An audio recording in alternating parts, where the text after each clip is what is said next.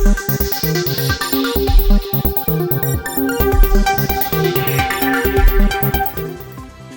आप देख रहे हैं वॉइस ऑफ उत्तराखंड और मैं हूं आपके साथ मयंक गौड़। वक्त हो गया है दिन भर की बड़ी खबरों का। सबसे पहले एक नजर है हेडलाइंस पर। देहरादून में प्रधानमंत्री आवास योजना के तहत 240 लाभार्थियों को मिला आवास, 710 हुए थे आवेदन। देश में फिर दी कोरोना ने दस्तक, उत्तराखंड में स्वास्थ्य विभाग कर रहा है तैयारियां। भारत जोड़ो यात्रा की तर्ज पर कांग्रेस उत्तराखंड में करेगी हाथ जोड़ो यात्रा, बूथ स्तर पर पार्टी को मजबूत करने की कोशिश। प्रदेश में बढ़ रहा है अवैध नशे का कारोबार, उधम सिंह नगर में एक तस्कर लाखों की स्मैक के साथ गिरफ्तार। और अब खबरें विस्तार से।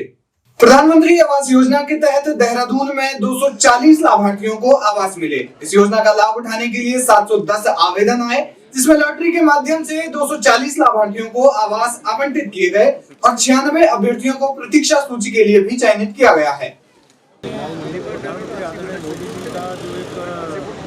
हमारा महत्वाकांक्षी योजना है, उसको लेके हमारे प्रदेश में लगातार हम लोग इसमें प्रयासरत हैं।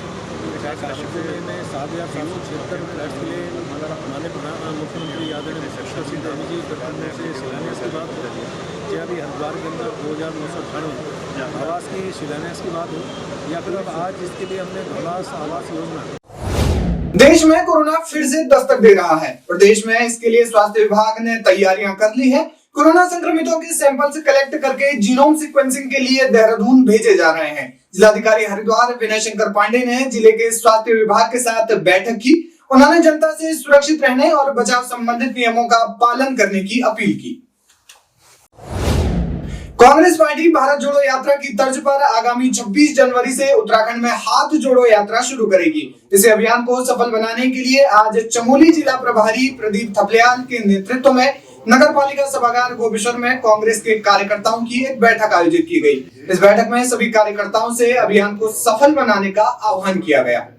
देखिए, भारत जोड़ो यात्रा जो हमारे युवा नेता राहुल गांधी जी के नेतृत्व में लगभग 3500 किलोमीटर से ज़्यादा की पदयात्रा अभी 100 दिन पूरे कर चुकी है, और जिस प्रकार से पूरे देश भर के अंदर इस यात्रा का जो फीडबैक मिला है, बहुत उत्साह लोगों के अंदर है।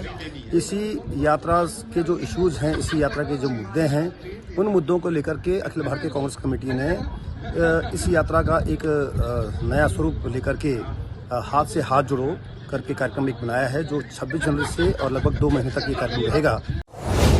खबर उधम सिंह नगर से है, जहां अवैध स्मैक के साथ एक अभियुक्त को गिरफ्तार किया गया है। आरोपी के पास 141 ग्राम अवैध स्मैक बरामद हुई है। पुलिस ने आरोपी के खिलाफ एनडीपीएस एक्ट के तहत मामला दर्ज कर अभियुक्त को जेल भेज दिया है। वरिष्ठ पुलिस अधीक्षक महोदय के निर्देशों के क्रम में ये लगातार हमारी ये अवैध मादक पदार्थों के खिलाफ कार्रवाई जारी है। इसी क्रम में ये कुंडा पुलिस को एक बड़ी सफलता कल हाथ लगी है। इसमें एक हमने अभियुक्त जो कि मोहम्मद का आरिफ है, इसको हमने गिरफ्तार किया है 141 ग्राम अवैध स्मैक के साथ, और ये मुरादाबाद का रहने वाला है। ये वहाँ से आकर यहाँ पर जसपुर और काशीपुर क्षेत्र में स्मैक बेचता था। वहाँ से कम दाम पे लाके यहाँ से ज़्यादा दाम पे बेचता था। तो इसके पास से साथ में एक अपाचे मोटरसाइकिल मिली है जो इसी के नाम पर रजिस्टर्ड है। साथ में इसका एक मोबाइल फ़ोन मिला है और 141 ग्राम स्मैक है।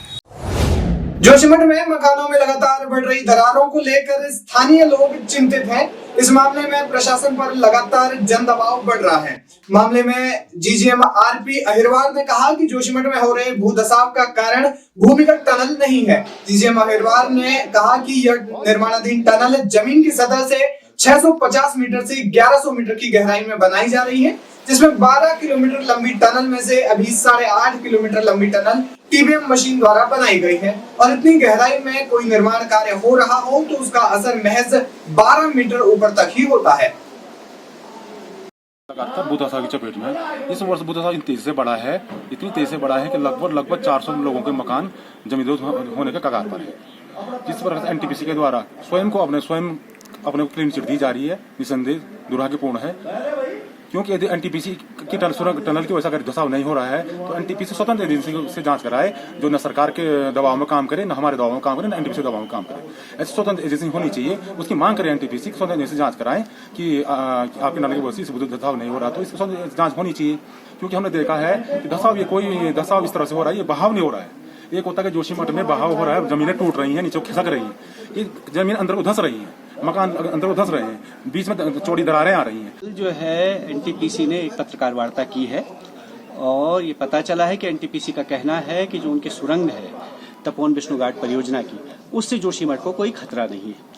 लेकिन हम बात जो कह रहे हैं, हम भी वैज्ञानिक तथ्यों के आधार पर, भूगर्भवेत्ताओं की जो फाइंडिंग्स है उनके आधार पर कह रहे हैं। भूगर्भ शास्त्री श्री डॉक्टर एमपीएस बिष्ट का पेपर छपा है इस मामले में, और 2011 में साइंस जर्नल में उनका पेपर छपा है इस टनल के बारे में, जिसमें उन्होंने कहा है कि इससे जोशीमठ को खतरा हो सकता है।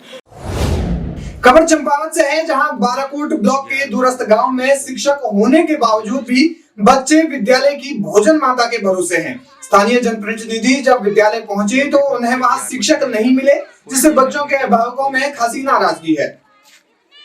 राजकीय प्राथमिक विद्यालय भोतड़ी विकासखंड बाराकोट में मुझे बाराकोट से संबंधित एक वीडियो जो है मेरे पास प्राप्त हुआ मुझे, और इस संबंध में जो है मैंने जो है जानकारी प्राप्त की। तो राजकीय प्राथमिक विद्यालय भोतड़ी में वर्तमान में 3 शिक्षक कार्यरत हैं, जिसमें से एक शिक्षक जो है वो मेडिकल पर हैं, दूसरे शिक्षक विशेष अवकाश स्वीकृत कराकर जो है अवकाश पर हैं, और तीसरी शिक्षिका प्रधानाध्यापिका माया पुनेठा, जो कि 10:30 बजे तक विद्यालय में उपस्थित नहीं हुई थी। और इस प्रधानाध्यापिका को हमने जो है अगस्त माह में ये सेवानिवृत्त हो चुकी थी, किंतु इनके द्वारा सत्रांत लाभ के लिए आवेदन किया गया था। तो इनको इस सत्र के समाप्ति 31 मार्च 2023 तक सत्रांत लाभ का जो है इनको लाभ दिया गया था।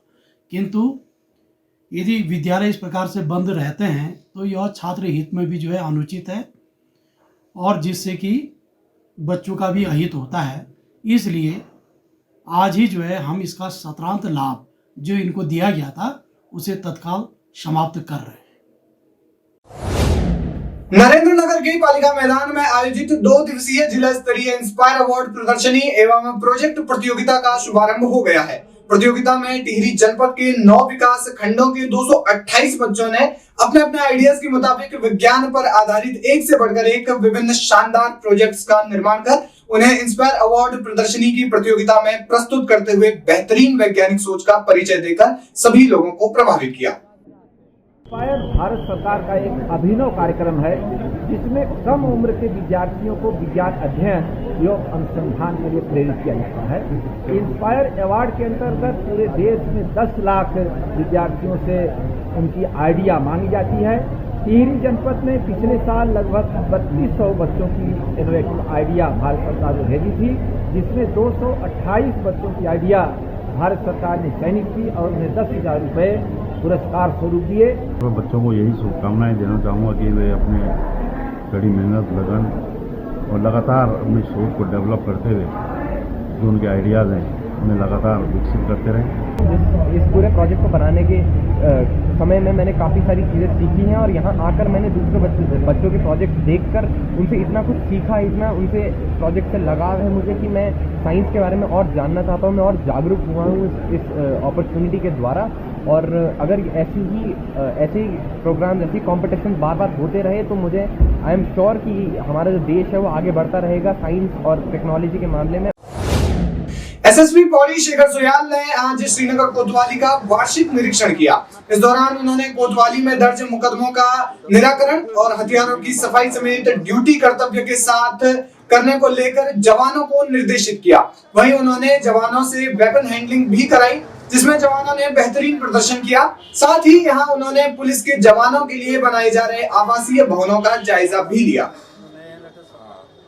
ये पुलिस का एक डेली एनुअल रूटीन होता है कि हम हर थाने और जो कोतवाली है उनका निरीक्षण करते हैं। आज मैं श्रीनगर कोतवाली में आया हूँ। साफ़ सफाई जो आउटर हमारा है वो काफ़ी बेहतर है, अच्छा है, बढ़िया मेंटेन किया हुआ है। सीओ साहब चूँकि यहीं पर रहते हैं, उनका लगातार मार्गदर्शन थाने को मिलता रहता है। बाकी वेपन हैंडलिंग मैंने देखा बहुत परफेक्टली हमारे जो आरक्षी हैं उन्होंने बहुत बेहतर ढंग से किया। और यहाँ का जो एक मेन मकसद और था यहाँ आने का, पीछे कंस्ट्रक्शन वर्क चल रहा है उसको भी मेरे को देखना था। हमारे सीओ साहब लगातार उसको ऑब्जर्व कर रहे हैं। चूँकि रूटीन की चीज़ें हैं और ये निरीक्षण के बहाने हम सारे अपने कर्मचारियों से जो उनकी समस्याएं, उनके कोई नए सुझाव, इस पे भी डिस्कस करते हैं। वो सम्मेलन अभी हम थोड़ी देर में करने वाले हैं।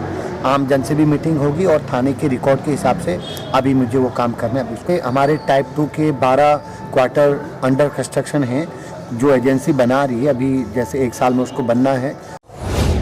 इस बुलेटिन में फिलहाल इतना ही। उत्तराखंड की तमाम बड़ी अपडेट्स के लिए आप बने रहिए हमारे साथ, देखते रहिए वॉइस ऑफ उत्तराखंड। धन्यवाद।